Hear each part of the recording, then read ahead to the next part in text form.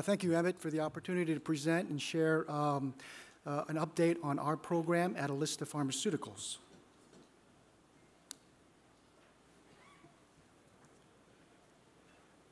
So as you've heard thus far, dry eye is a highly prevalent disease with many patients in the U.S. inadequately treated. Part of the issue with dry eye is its heterogeneous nature, both in terms of the population of patients who develop it and also the multiple points in which this cycle of ocular surface stress followed by inflammation ultimately affects the signs and the symptoms that are evident. Our feeling is that an optimal approach, if possible, is to address multiple aspects of this complicated dry eye pathogenesis cycle. And key to that is affecting inflammation, ideally affecting it both at the cytokine and cellular level. Addressing epithelial cell damage is really the first step that results from tear hyperosmolarity. And then, of course, tear film disruption as a result of meibomian gland dysfunction as well as goblet cell dysfunction. So our company actually learned about this compound that they're currently developing from a paper, an early paper that was published by a group in Korea, where they evaluated a novel protein that's a natural protein that's produced by the body called adiponectin. And they formulated recombinant mouse adiponectin and used it in a commonly used model for dry eye disease, the desiccating scopolamine-induced dry eye model.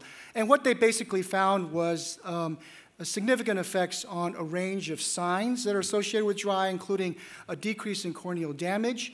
They found a marked decrease that was dose-related in terms of inflammatory cytokine levels, and they found a decrease in the T-cell infiltrate, all things that are known to be associated with the systemic action of adiponectin. In addition, they found an increase in goblet cell density, accompanied by an improvement in tear integrity and tear volume. So across multiple parameters of the measures that one would look for in a clinical trial, they saw in this initial study. And just a few words about targeting the adiponectin pathway. So adiponectin is a unique, it's a protective hormone that's produced mainly by fat cells, and it has three main actions. It broadly inhibits inflammation. It is an epithelial growth factor stimulator, both on the cutaneous, and I'll show you in the cornea, and it reverses insulin resistance. It is stimulated by fasting, exercise, and weight loss, and levels are markedly decreased in obesity and diabetes and metabolic syndrome. It protects against the adverse effects of obesity, and there are broad actions on multiple organs and cell types, and notably, both of the adiponectin receptors are widely distributed on the ocular surface. So the question is how to harness these benefits for ocular disease based upon the promising preliminary publication. So one of the problems here is that the protein itself is very difficult to work with. It's relatively insoluble, and it self-aggregates into multiple forms, including high molecular weight forms. So the concept here was to develop a practical drug that could be administered for patients with dry eye as a topical. So we work with a group at Temple University, peptide chemists, who had developed and screened the full sequence of the human adiponectin protein and identified a short segment within that protein that appeared to be responsible for binding to these receptors. They modified the protein, the peptide, so that it's a linear 10 amino acid peptide with some of the amino acids that have been replaced with non-natural amino acids to render it stable in biologic fluids, which we have found.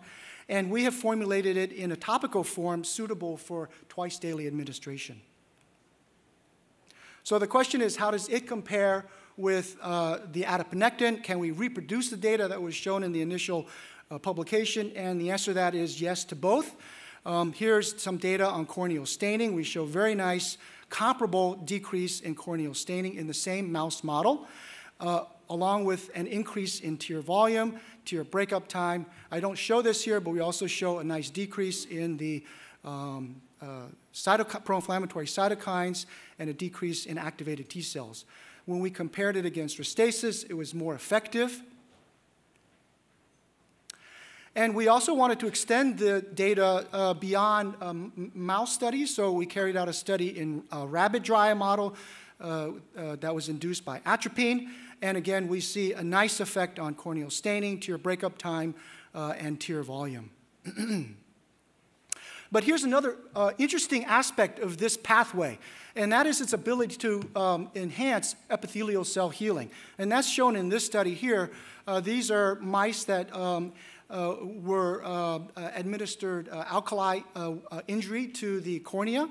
And that leads to the formation of a defect that can be monitored over time.